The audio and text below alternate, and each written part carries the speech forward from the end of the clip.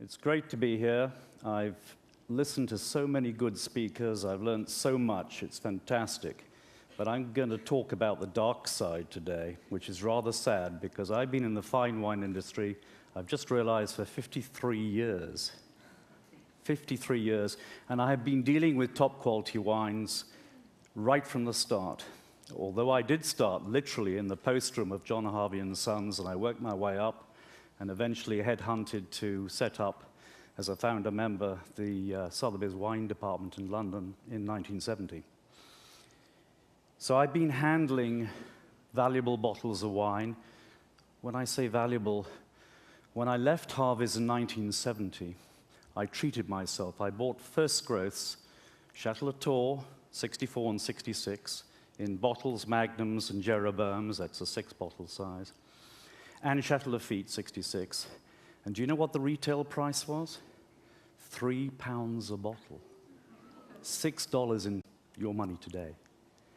Today, the 2005 vintage has opened at, what, 400 a bottle? Something like that? Well, that's not retail. Yes, it is. Oh, sorry? The 05 is $700 retail. Yeah, $700. I was thinking in pounds sterling, so 350, whatever. So yes, about 400. By the time you added on tax and various other things, that's what it's going to be.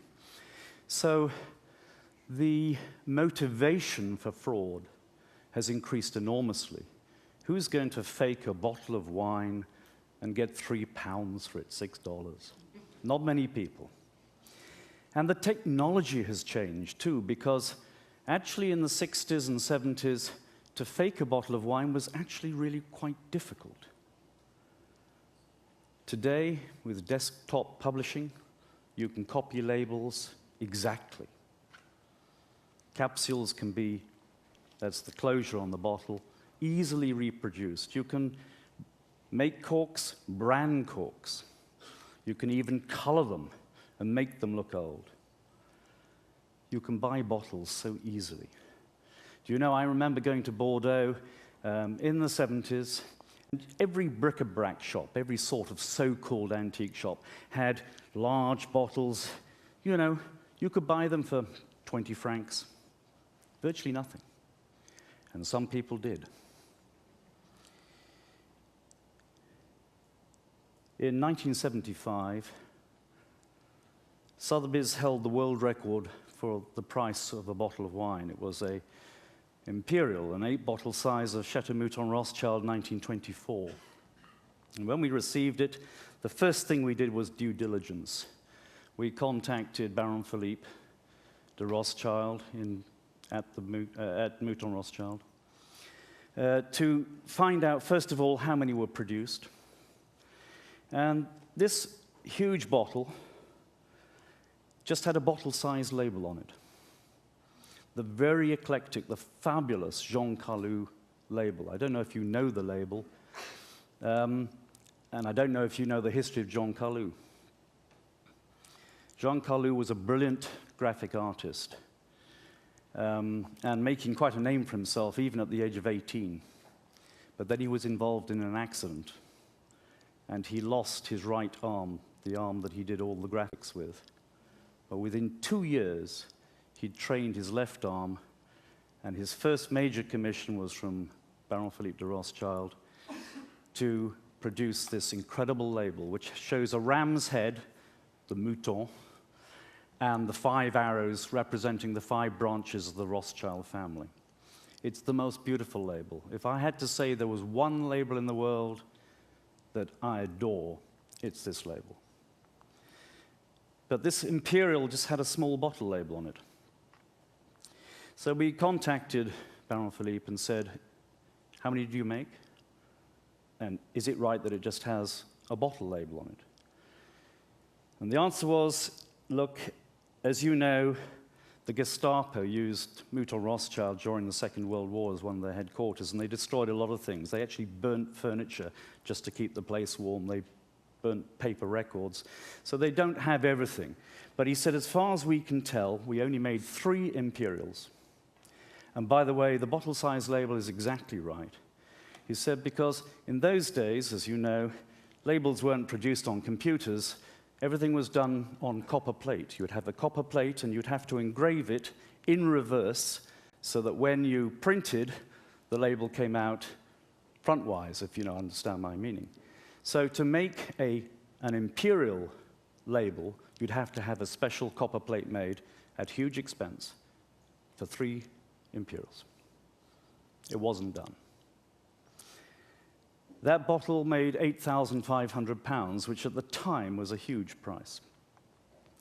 You can imagine how sick I was, sick as a parrot, in 1985 when my major competitors, Christie's, came up with this incredible discovery, 1787 Lafitte, with Thomas Jefferson's initials on the bottle. Can you believe it? How convenient to find it just before the celebration of 200 years of the foundation of the United States of America and, of course, the French Revolution. Engraved. Couldn't believe it. I read the catalog entry, and then I noticed something about this is Michael Broadbent, who's my major competitor, fellow master of wine, who I knew very well because he'd been a director of Christie's and had left, of Harvey's, and had left in 1966 to set up Christie's wine department, and of course I followed in 1970 to take him on. And I noticed that his cataloging was sort of pulling punches. If I'd had that bottle, I would have had a double-page spread with a full history of Jefferson. Well, not the full history, but certainly the background, etc. And what an incredible bottle. And it made me even sicker that instead of having an estimate saying 10,000 to 20,000 pounds, it said inestimable. You can't value it. Well, the following day, after the sale, I was sicker still because it made 105,000 pounds, $156,000 plus. And that's a record that's probably never going to be beaten. But I felt very worried about that bottle. There was just too much that looked wrong about it. But his cataloging said that it was definitely genuine. They'd checked it, it was wheel engraved. I don't know if you know about wheel engraving, but in the old days you'd have a foot treadle, which you pumped away at. You had a belt, and then, of course, you had a little copper wheel. And to engrave a bottle, first of all, you'd mark it out, probably with chalk, and then you'd have to, with the wheel turning, slowly but surely etch into the bottle. To do a bottle, we reckon takes 3 hours by a skilled person. And Jefferson didn't buy the bottle. All the record shows that he bought 10 dozen, 20 dozen, oh, and by the way, 10 or 15 dozen or 20 dozen for Washington. So he was buying quite large quantities of wine. Anyway, I let the water pass under the bridge, as I say, and forgot about it, and we got on with business. A little bit later, in late 1980s, I got a letter from Hans-Peter Frerichs. Now, I've been chasing this man for some time. He's called King Petrus because he had one of the finest collections of Petrus in the world. But he'd never bought from Sotheby's. He was a Christie's client. And I'd always tried to get hold of him. But he didn't want to play ball. And suddenly he writes to me and he says he's thinking of selling his cellar. And he wrote to me. I thought, strange.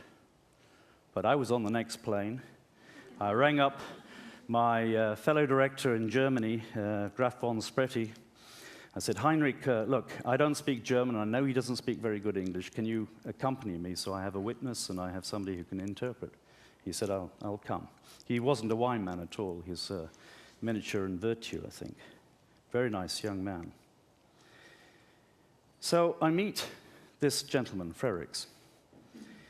And it's in a very smart part of Munich. He's got the automatic gates. He's got 2 of the latest top-of-the-range Mercedes in the front of the house.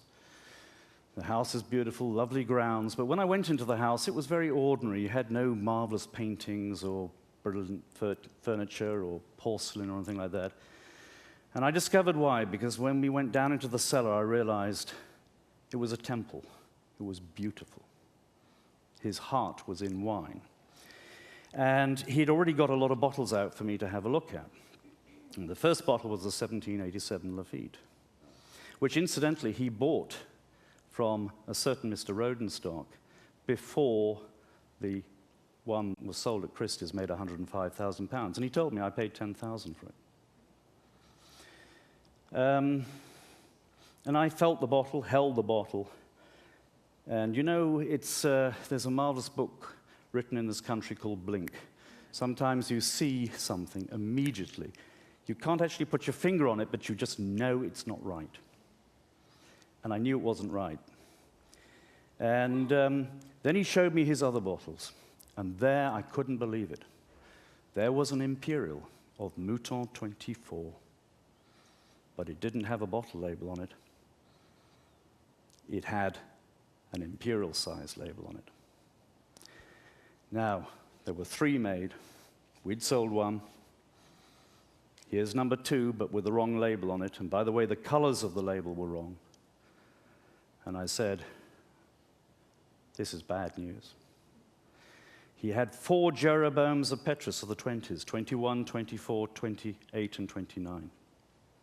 Jeroboams, Petrus of the 20s.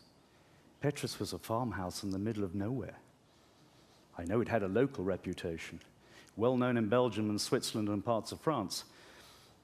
America hadn't even heard of Petrus then, nor had Britain. We imported the first regular amounts of Petrus from the 47 vintage.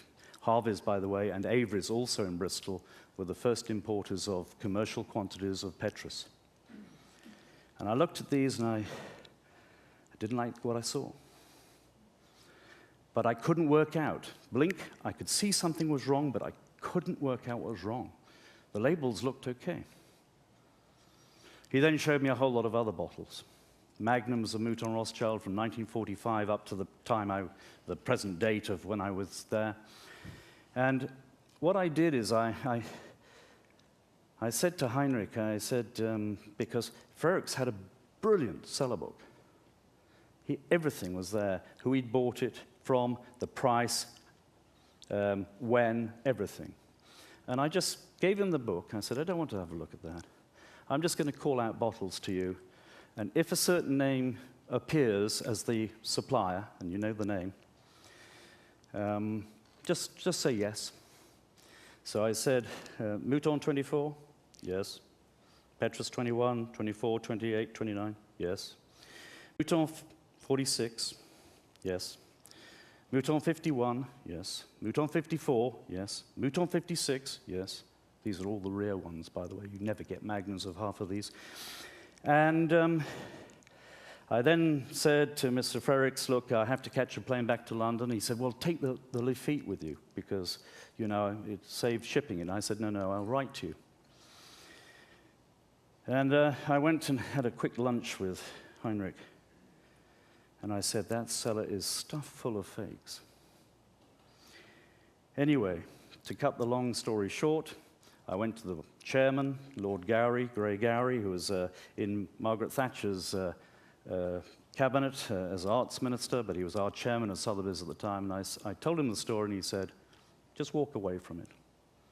I said, shouldn't we do something? He said, no, we don't sue our clients. Just walk away. So I lost a hugely valuable cellar. Anyway, I left Sotheby's in 1991, having brought out of Russia part of the Tsar's cellar, which is a huge success. We've actually sold 3 tranches from it at Sotheby's over the years. And that was my last sort of fling before I set up my own consultancy business. Just over 2 years ago, I get a telephone call from a gentleman who I now know is a senior ex-CID officer in Britain. And he says, do you mind meeting for us?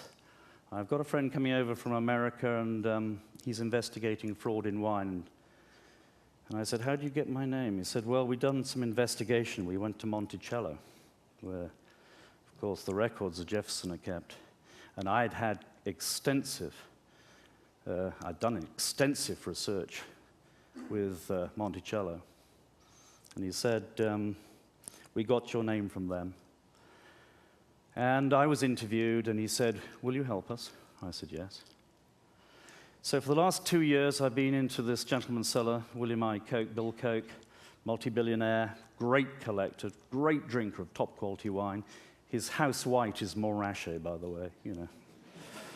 Isn't it for all of us? But he's an amazing person because he's very tenacious. And he said, and this is the bottom line, he said, wine should be fun, it should be enjoyable, and you shouldn't have to worry about whether it's a fake or not. And he said he's furious that he's been defrauded. I've worked in his cellars in Palm Beach and in Cape Cod. I've now done over 8 or 9 weeks' work there. I've virtually looked at every old bottle he's got. And I found out that of the very old wines, he's got about a 5% fake rate. And I happen to know that Russell Fry, who was also a collector, has about the same. And Greenberg has the same. And these are the ones we know about. We know that there are lots of other sellers, but people are keeping their heads down below the parapet. They don't want to go public. Well, the story at the moment is this, that we have filed in New York, federal state court, against Rodenstock. By the way, his name's not Rodenstock. He's not even German. He's assumed the name. He's actually called Meinhard Gurk. He's Polish. And we know his entire family history. We know his properties in Europe. We even found the place where we think he made the fakes. And one of the things that's absolutely categoric about the fakes is this, that if you wheel engrave, because it's a wheel turning, you can't make a full stop or dot an I. What you can do is make a groove, a rut. And also, you can't turn the wheel so tight that you make a very tight loop. It's impossible, physically impossible. So it wasn't wheel engraved. It was made by a dentist's drill. And that wasn't invented for another 100 years. So we know the bottles, which may be genuine, they may be of the period, but we know the engraving is wrong. And by the way, Thomas Jefferson, he's only got one artifact that has his initials on, a belt buckle. And he always had it TJ. He never put the H. Or sometimes TI. So everything about this is clear. We have now, through our researchers, and we're in the process of what we call discovery now. We've subpoenaed dozens of people. We're now doing further research. And the truth of the matter is, as we begin to roll back the information, we found that Rodenstock's not alone. There appear to be importers in this country and merchants in this country and maybe an auction company in this country that are in collusion and are selling fakes. Frightening. Now, Rodenstock's virtually out of action in America because of the publicity, and Europe. He's now operating in Hong Kong and China, the growing market, and a little bit in Japan.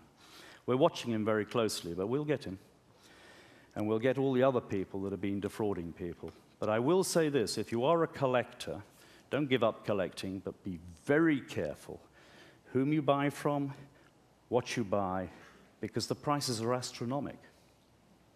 I know of one Pomerol, Lafleur, 1947.